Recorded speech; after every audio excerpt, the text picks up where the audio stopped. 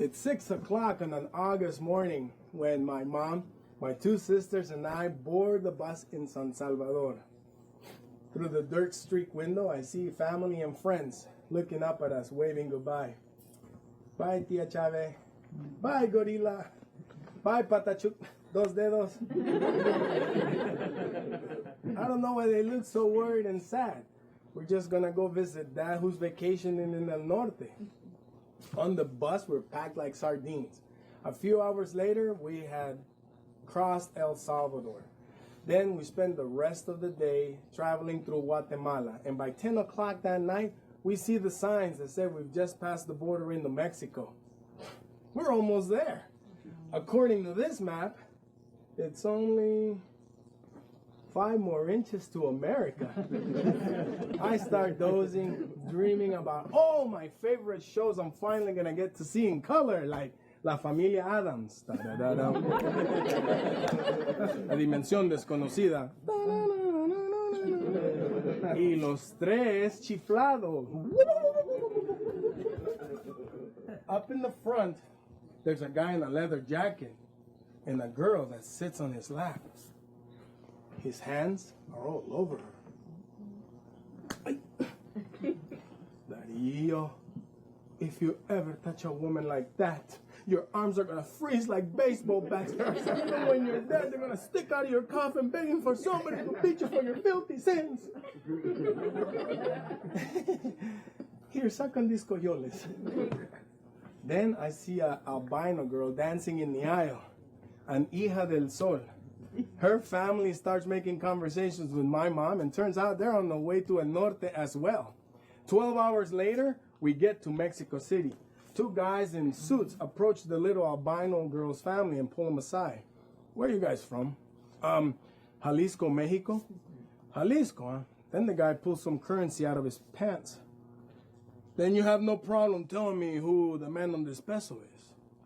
The father looked terrified. He tried to duck and run.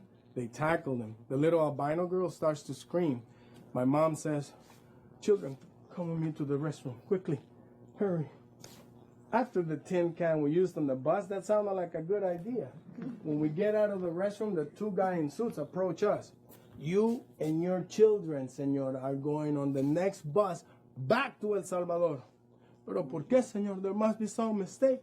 Then she pulls out our visas. "See, we have permission to be here for a few days."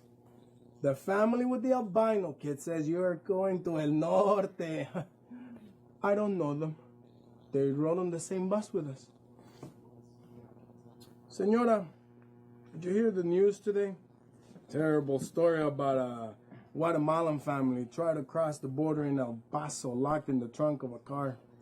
None of them made it. They all died in that trunk." "That's a beautiful little girl you're holding, señora. So very tiny, so delicate." "You don't want to get in the trunk, do you?" "Here's your visas. Enjoy your stay in Mexico." We jump into the first taxi we could find. "Where to, señora?" "Tijuana, please." "Tijuana? That's a 1,000-mile trip, lady. You need a plane, not a taxi. Just get us away from here. I'll do anything. Just help us."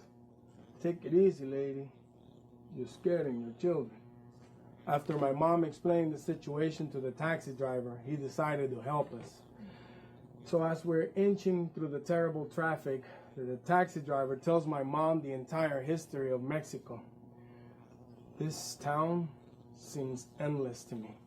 He finally pulls the car on a dark street corner and it starts to rain. "Señora, it's time for your history test." My mom starts handing out our Mexican visas, and he goes, No. Take them with you. We're going to get rid of them." My mom gives me a long look and just says, "Behave, huh?" Time drags in the back seat of that taxi. It's still raining. My sister starts to cry. The windows fog up, but my sister and I are too scared to roll them down. "Dario, where's mommy?" I go, "Shh, Lucio. Let's just behave, okay? When they finally return, there's this uncomfortable silence in the taxi. The taxi driver sure has a dumb grin on his face. I hope his arms freeze like baseball bats. Someone beats him for his filthy sins. We get on another bus and spend 3 more days headed to the border. We're all in a delirium of exhaustion and dehydration. It's so hot, it feels like my skin is melting into the seat. At this time, I don't know who's got it worse, me or the chickens strapped to the roof of the bus like soccer balls in the net. Our first immigration stop. The officer boards the bus and selects people for questioning. You.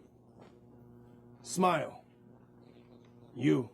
Mom told us to pretend to be asleep, which was a good thing.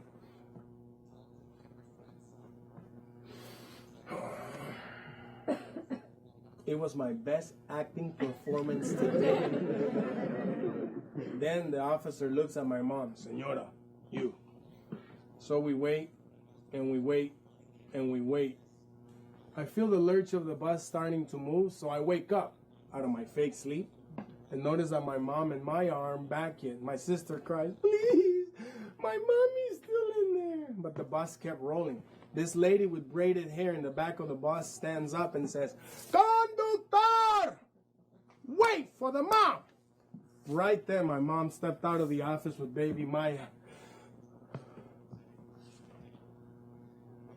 It looks like those history lessons paid off, because now that I look around, I see that not everybody that got off with my mom came back. The lady starts talking to my mom. Señora, you got lucky on that one, but they're going to pull you off every time. They know you're not a Mexicana. Pero ¿por qué? Because of the way you're dressed. And your dental work, they know what's been done in Central America. This town can be unkind to strangers. Get off with me on the next stop. When we get off the stop, the lady's husband is waiting by his pickup truck. Ay, mujer, again? We're not running a shelter. So we head to Mexicali, a small town in the middle of the desert. Mom, a phone in the house. So my mom asked if she could call Dad in El Norte. My dad says he's sending help for us, but we have to wait a while. So I kill time by hanging out with the lady's son, who shows me how the tortillas here aren't thick like the ones I know, but so thin, you can roll them in the palm of your hand. He tells me in California, everybody eats their tortillas like this. I'm becoming a real Mexican American already. Meanwhile in LA, Dad is telling a story to a friend who sits there with his girlfriend. And like any good storyteller, Dad doesn't hold anything back. Like what our names are, where we are, who, what, where. That girlfriend turned out to be a coyote recruiter. Recruiters bring people together that want to cross the border with coyotes, an elusive kind of desert mercenary who knows the secret ways of entering El Norte. So when this lady showed up at the house in Mexicali, it took no convincing for us to get into her car for a 9-hour drive to Tijuana. Rocio and I think we're just hanging out in this lady's house, and that my mom is being kind by helping with some of the housework. I have no idea that this lady isn't acting out of the kindness of her heart like the lady in Mexicali. She's actually holding us hostage and using my mom for slave labor until my dad can come up with some of the money to pay her. Days go by. And then a man that unlike any other I ever seen appears. He has a rockabilly hairstyle and a goatee, a tear tattooed under his eye, and a long pinky nail painted red. I am Gumercindo, your coyote. Here's the plan. I can take your baby girl to the border stop.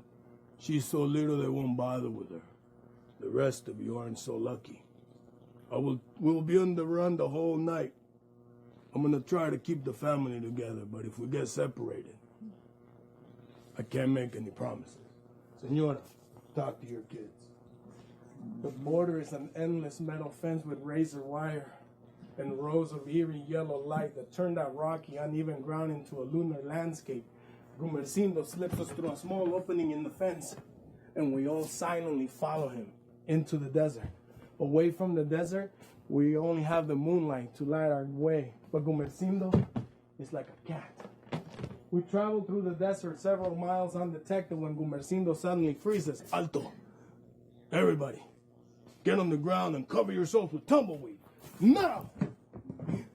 A blinding light flashes. Engines roar. A helicopter overhead is so loud it shakes the earth, and we hold our tumbleweed for dear life. Dust flies as big trucks hit the brakes. I hear voices, but I don't understand any of the words. Harsh sounds like people breaking rocks with their jaws. Heavy boots crunch the dirt. One steps right in front of my face. Then two guys from our group decide to make a run for it. Lights flying in different directions. Gumercindo yells, "Everybody, run!" I try to stay as close to my mom, but Gumercindo keeps pulling my tiny arm. For every step he takes, I take 3, and 2 of those I take while I'm airborne. Then Mom trips over some cactus and falls hard on the ground. "Mama! Get out of here! Mommy, get out!" Gumercindo scoops my sister, pulling me with the other. We run for hours. We run for miles.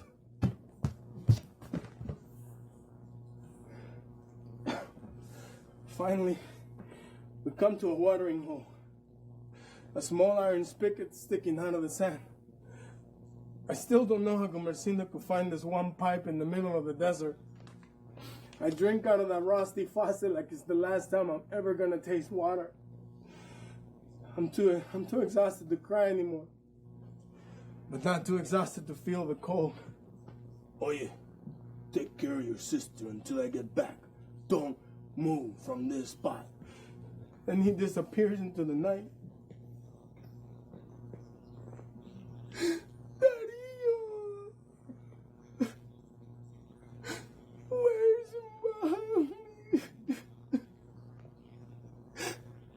I put my arm around my sister until she falls asleep. Then I lay down on the ground and use a rock for a pillow.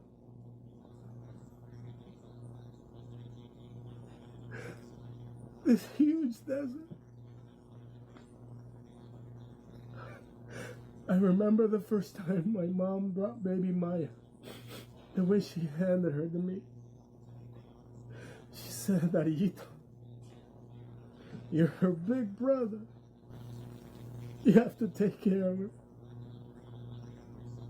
I wonder if I'll ever see them again.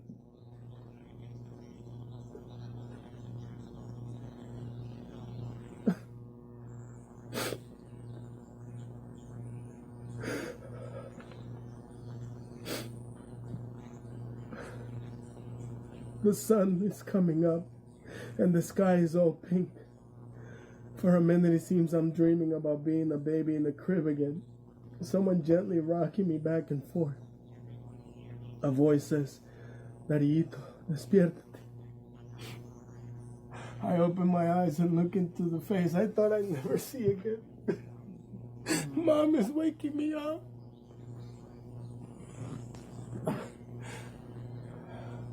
When we finally got to Los Angeles, one of the first things I did was turn on the TV.